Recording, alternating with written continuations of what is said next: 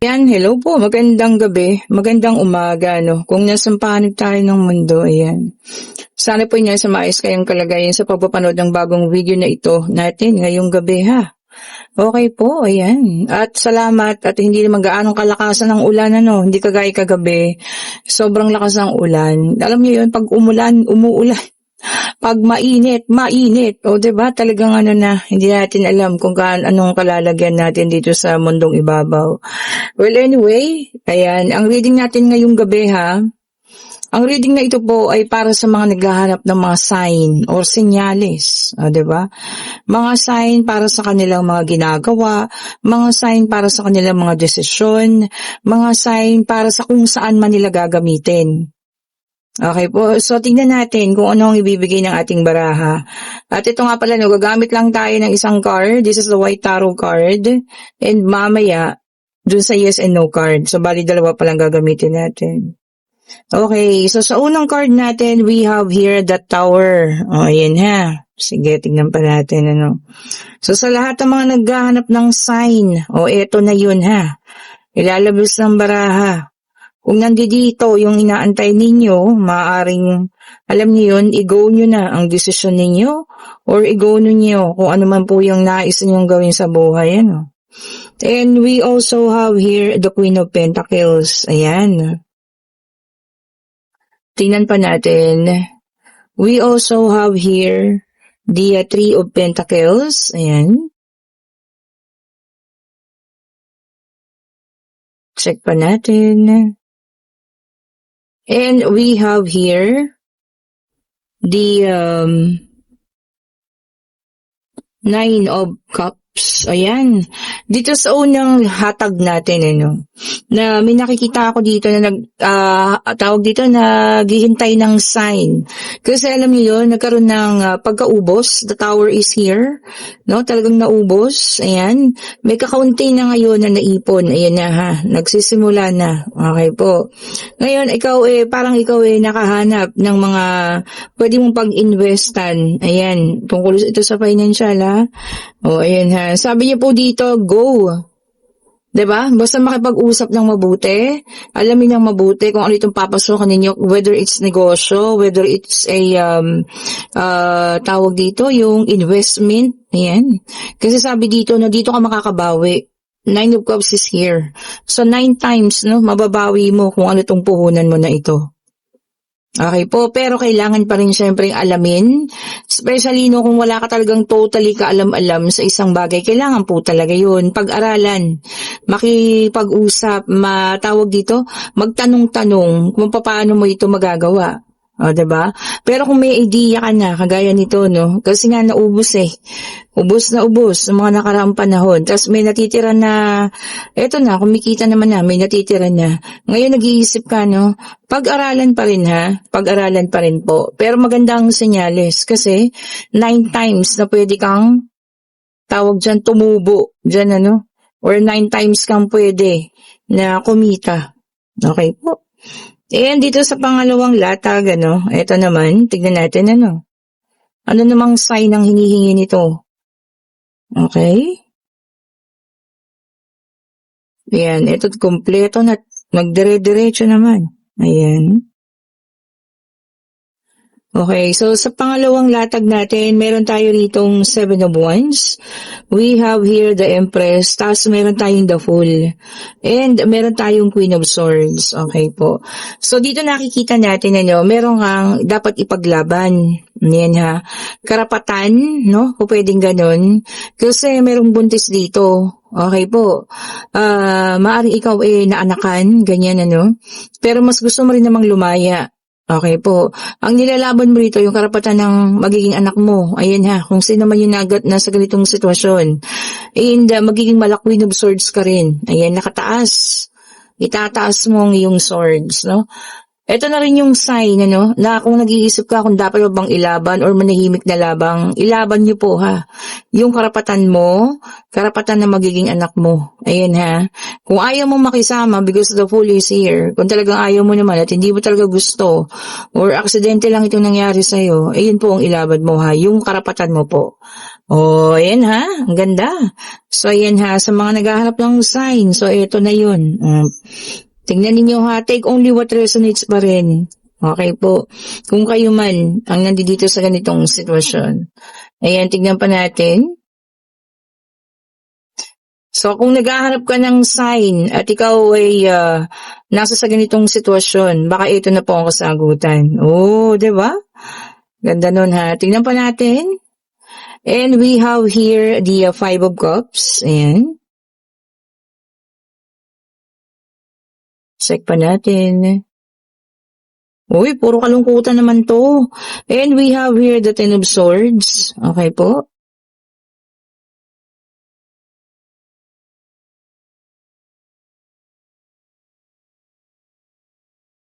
And we have here the Four of Wands. Oh, may maganda naman. Oh, see? Biglang nag-flip ang ating Wheel of Fortune. Okay. Dito naman, may mga taong dumanas sa sobrang kalungkutan. Hirap. Grabe. Grabe yung pinagdaanan, ha? Ten of Swords is here. Kumbaga, natusok na ng isa, natusok ng pangalawa hanggang naging 10. O, diba? Sobra-sobra yung hirap na dinanas. Ayan. Pero eto na. O, diba?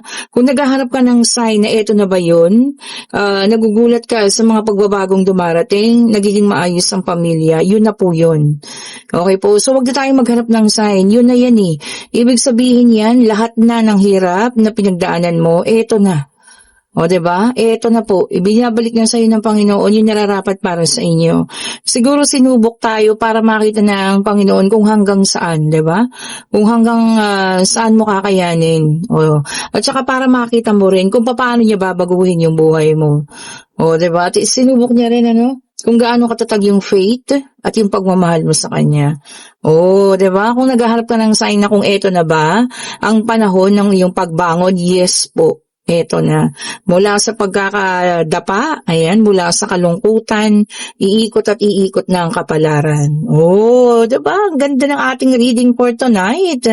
O, ayan ha. Sige, tingnan natin ng pang-apat na situation. O, kanya-kanya kayong situation dito ha. Take only what resonates pa rin. Ayan, tignan natin. Tignan pa po natin. At yung mga nag-order po kanina ha, na pa-JNT ko na. Naasikasa kong na pa-JNT. Ayan. Kasi walang ulan. Ayan, lumabas tayo, no? O, so may mga gusto pa pong umorder ha, ng ating mga merchandise. I-chat nyo na po ako ha. Mag-iwan kayo mensahe. Click nyo yung link. Nandyan po sa comment section. O, kumakalampay sa akin si Saysay. Bakit? Ayan. Tawag ako ni Saysay. Nagugulat siya. And meron tayo ritong Three of Wands. Ayan. Tingnan pa po natin. Ayan, ang Angel Temperance. Okay, so kompleto na itong pang-apat natin na situation. And meron tayo ritong the Seven of Pentacles. Meron tayong Seven of Cups. We have here the Three of Wands. And we have here the Angel Temperance. O ayan. Dito naman tungkol din ito sa paghanap buhay. Dito kasi inaani mo na lahat ng iyong pinaghirapan. Dito kasi marami ka ng trabahong ginawa, maraming sideline, maraming ginustong trabaho. At eto na po, inaani nyo na yung lahat ng mga pinaghirapan ninyo. Oh, 'di ba? Yun ang maganda. Ito yung mga trabaho na talagang merong nagpe-paid off. Ibig sabihin, talagang makikita mong kumikita ka, umaayos ang kabuhayan mo. Ayan.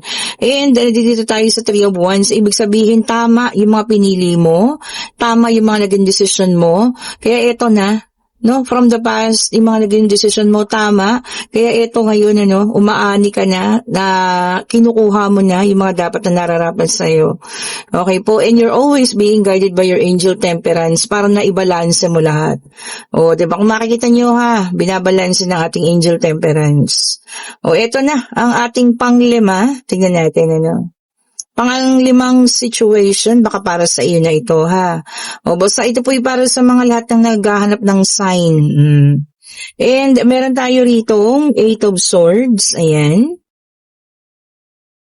Meron din tayo ditong The Sun. Okay po. Meron din tayo ditong Four of Pentacles. Ayan. Isa na lang para sa ating panglimang situation. Ito na nga, siya na. Kasi alam niyo, gumaganong-ganon siya, pero hindi siya makatuloy, nahihiya. Ayun na.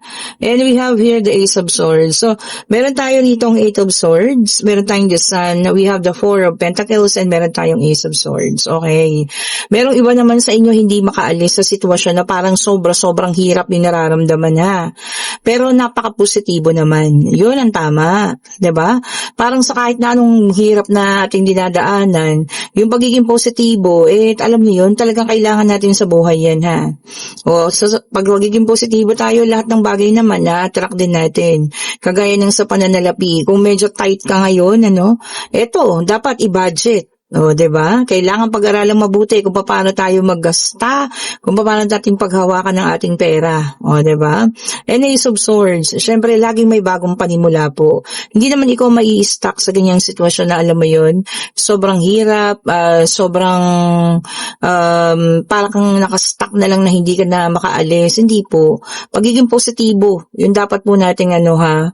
At ito yung sign na dapat mong malaman na hindi ka mai-stuck sa ganyan po.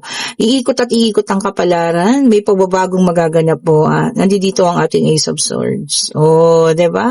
Alin man dyan sa limang yan ang inyong sitwasyon, Yan na po ang sign na iniintay ninyo kung kayo nag-iintay ng sign. Para mabago ang inyong desisyon, takbo ng buhay nyo or kung ano man po. Okay po, at kung nagugustuhan ating reading, pa-like, pa-share, pa-subscribe, and hit the notification bell para lagi kayong updated sa mga bagong videos na nire-release natin. At kung kayo may personal na katanungan, ayan answerable by yes or no, kayo po ay mag-isip na habang binabalasan natin. Minsan kasi mabilis siyang mag-flip, eto na, magbasa na magbasa, mag-isip na kayo, okay po, ng inyong katanungan. Answerable by yes or no, ayan po. Financial, pag-ibig, kung ano man Divine Universe, ibigay mo pong kasagutan sa aming mga katanungan. Ayun na, sabi ko sa inyo minsan mabilis siya parang palos. Ayan po, yes po ang sagot. And, ang ganda Nine of Cups, 9 times na abundance po may paparating. Yan, saluhin natin ng 9 na beses ang lahat po ng ito, Ayan, para po sa lahat yan walang, lahat na ng zodiac sign ito lahat po, walang hindi nakasama, lahat po ng zodiac sign. Okay po, ulitin natin, kung nagugustuhan yung reading, pa-like, pa-share, subscribe, and hit the notification bell para lagi kayong updated sa mga bagong videos na nare-release natin. At sa lahat po na gusto ng ating mga bracelet, at ng ating mga evil eye, eto na, nakalkal ko sila. Diyos ko, ang tagal kong hinahanap. Alam nyo kasi pag ako'y nagtago, as in super tago po. Eto na, lahat po na may gusto. Ayan, kwintas, ayan. Hindi ko mahanap po pag ako nagtago talaga. Makakalimutin. Ito po ay bracelet at sing-sing. Ayan, kita nyo naman. Napakaganda ayan. Mamili na kayo ng style na gusto ninyo. Ayan Tapos, ito naman. Sing-sing at kwintas. Ito yung classic na design. Yung minimalist lang, hindi masyadong pansinin. Ayan, mga protection po ang evil eye sa mga nagtatanong. Para kung ano man ang iniisip nila na masama sa'yo, babalik sa kanila yan. Ito pa yung isang design po. Ito po ay kwintas din. Ayan, kapartner niya yung ring na yun. Ayan, ito naman kung gusto niyo ng kwintas lamang. Ayan And mag-click na kayo ng link dyan. Ulitin ko, ang mga evil eye po ay protection po yan. Okay po, para sila yung makasagap ng hindi mga magaganda or mga negativity. Tapos ibabalik nila lahat yun sa mga nag-send sa inyo. Ito po lahat ay stainless yan, non-tarnish. Huwag nyo lang naman pong ibabag sa sunrock, suka o kung ano man po para testingin lang kung magbabago. Kasi yung iba ganun yung ginagawa Pero kahit na ganun man ang kanilang ginawa, pinalitan ko pa rin po, oo. Kasi siyempre nakakahiya, pero dapat naman po ingatan din, ha? Wag lang po ibabad sa mga kemikal at kung ano pa man. Thank you so much po ulit for watching. Have a great evening po. Sabi ko nga kung gusto niyo ng private reading, paklik na rin po ng link. At sa lahat ng gusto pong magpagamot yan, ha? I-click niya rin yung link. Nandyan po sa comment section, ano? I-guide namin kayo or pwedeng ihatid pa kayo dun sa pagpapagamutan po sa aking tiyahin, ha? Thank you so much po ulit. Stay safe po sa lahat. Bye-bye po sa inyo.